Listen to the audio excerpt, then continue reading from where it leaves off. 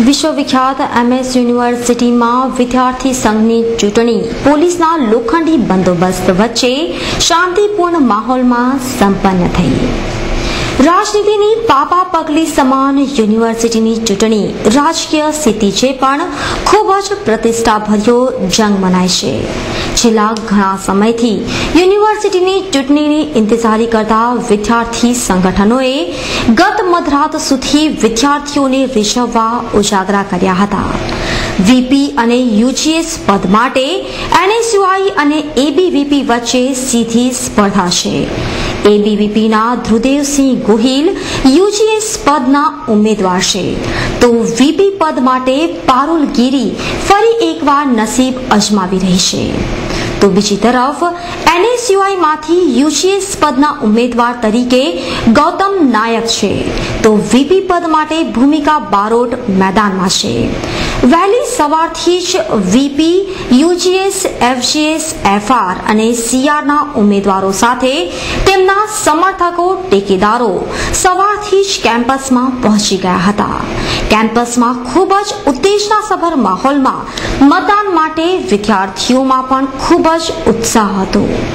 Campus વિદ્યાર્થીઓની ચહલપહલથી ધમધમતું બન્યું હતું। જોકે પોલીસના લોખંડી બંદોબસ્ત વચ્ચે દરેક વિદ્યાર્થીઓના આઈ કાર્ડ સહિતની તપાસ બારીકાઈથી કરવામાં આવી હતી। પોલીસની સતર્કતાથી ગત વર્ષ જેવો કોઈ વિવાદ આ વેળાએ જોવા મળ્યો ન હતો। કોમર્સ ફેકલ્ટીમાં વહેલી સવારથી જ ચૂંટણી ફીવર છવાયું હતું। કોમર્સ ફેકલ્ટીમાં યુજીએસ વીપીની સાથે સાથે કોમર્સ જીએસ પદ માટે પણ ખરાખરીનો જંગ જામ્યો હતો। કોમર્સ એફજીએસ માટે નિશાંત શાહ તથા પ્રમોદ મોરે વચ્ચે સીધી ટક્કર હતી। સૌથી મોટી ફેકલ્ટી કોમર્સમાં મતદારોના વ્યાપક ઉત્સાહથી નિશાંત શાહ ગ્રુપમાં ઉત્સાહનો માહોલ હતો। એબીવીપી સમર્થિત નિશાંત શાહની જીતની તકો ઉજળી મનાઈ રહી છે।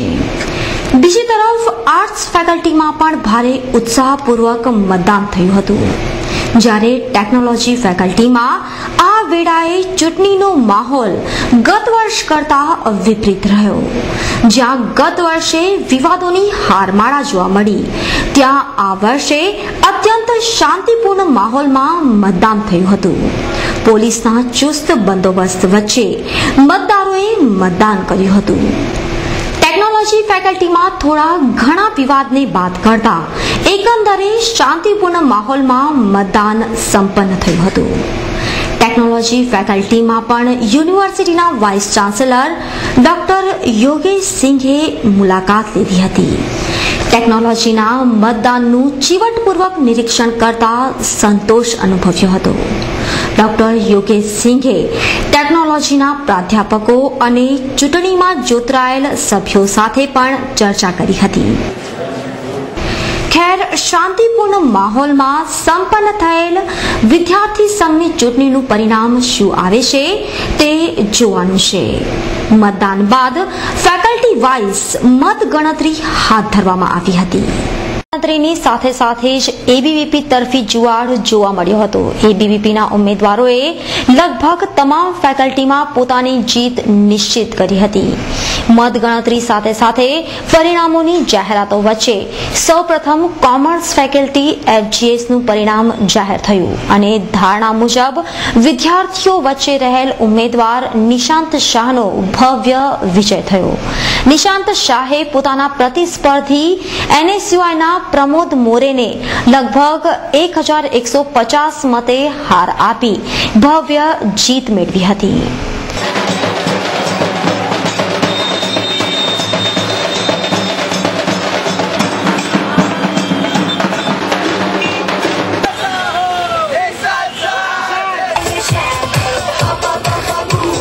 બીજી તરફ આર્ટ્સ ફેકલ્ટીમાં પણ એબીવીપીનો ભગવો લહેરાયો હતો। આર્ટ્સ ફેકલ્ટીના જીએસ પદે એબીવીપીના અમિત રાવલે એનએસયુઆઈના ઝુબેર ખાનને હરાવી વિજય મેળવ્યો હતો।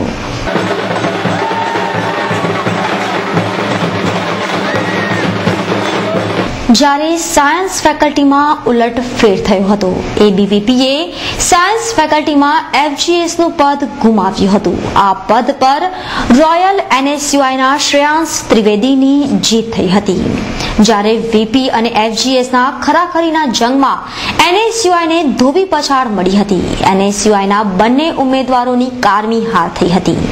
ABVPએ સપાટો બોલાવતા VP પદ પર પારુલ ગીરી તથા UGS પદ પર ધ્રુદેવસિંહ ગોહિલ વિજેતા થયા હતા. ABVPના સપાટાથી NSUI મોરચે સન્નાટો વ્યાપી ગયો હતો. ABVPએ જીતના જશ્નમાં કોલેજ કેમ્પસમાં ભવ્ય વિજય સરઘસ કાઢ્યું હતું.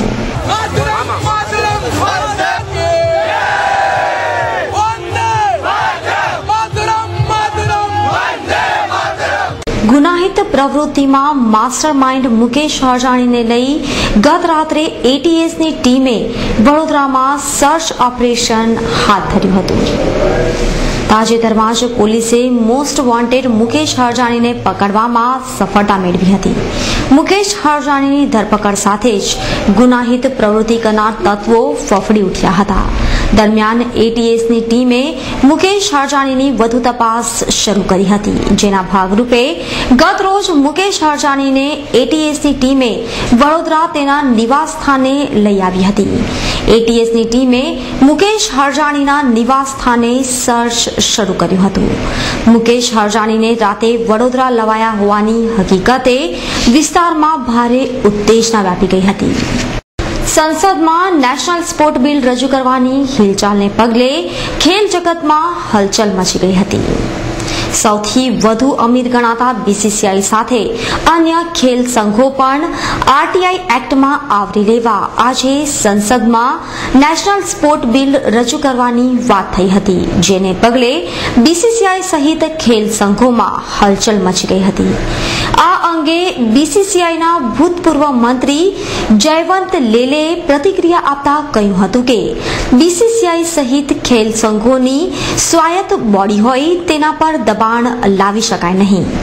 આ સઘળી પ્રક્રિયા રૂપિયા માટે થઈ રહી હોવાના પણ આક્ષેપ જેભાઈ લેલે કર્યા હતા. जानकारी तो आज भी कोई पूछ सकता है ना क्या ऐसे क्रिकेट कंट्री बोर्ड कैसा चल रहा है, वो बताएंगे कैसा चल रहा है, उसमें क्या तकलीफ है. RTI is no problem with BCCI. ये लोग को क्या है कि BCCI के पास बहुत पैसा है तो ये उनको दिखता है. और मैं ऐसा पूछता हूँ, गवर्नमेंट बोलते हैं कि हम ऐसा करेंगे वैसा करेंगे. आज तक क्रिकेट सिवाय क्रिकेट छोड़ के जितने सब स्पोर्ट्स है जो गवर्नमेंट चला रही है उसमें कितना लोगों ने वर्ल्ड रिकॉर्ड किए हैं? कोई नहीं. एक क्रिकेट कंट्रोल बॉडी है कि 2 बार विश्व कप जीत गए.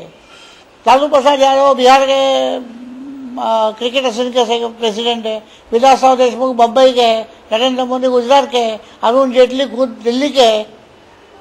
सवाल ही कहाँ आता है? मेरे ख्याल से ये सब बकवास है. इसमें कुछ होने वाला नहीं है.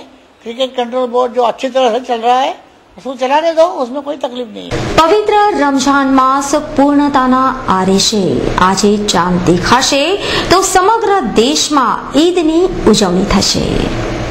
શહેરમાં વસતા મુસ્લિમ બંધુઓમાં ખૂબ જ ઉત્સાહ જોવા મળી રહ્યો છે. ઈદને પગલે બજારોમાં ચહલ પહલ સાથે રોનક પણ વધી છે. મુસ્લિમ બંધુઓ ખરીદી માટે બજારોમાં પહોંચી જતા ઘરાકી પણ વધી છે. ટૂંકમાં ઈદનો ઉત્સાહ વડોદરામાં ભરપૂર છવાયો છે. ત્યારે ખાનકાએ રિફાઈ સૈયદ કમાલુદ્દીન બાવાએ ભાઈચારા સાથે કોમી એખલાસના વાતાવરણમાં ઈદની ઉજવણી કરવા અનુરોધ કરી તમામને ઈદની મુબારકબાદી પાઠવી હતી.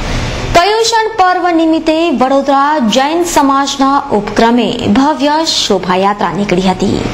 માંડવી 4 દરવાજા ખાતેથી ભવ્ય રથમાં ભગવાન મહાવીર સ્વામીની નીકળેલી શોભાયાત્રામાં મોટી સંખ્યામાં ભાવિક ભક્તો જોડાયા હતા.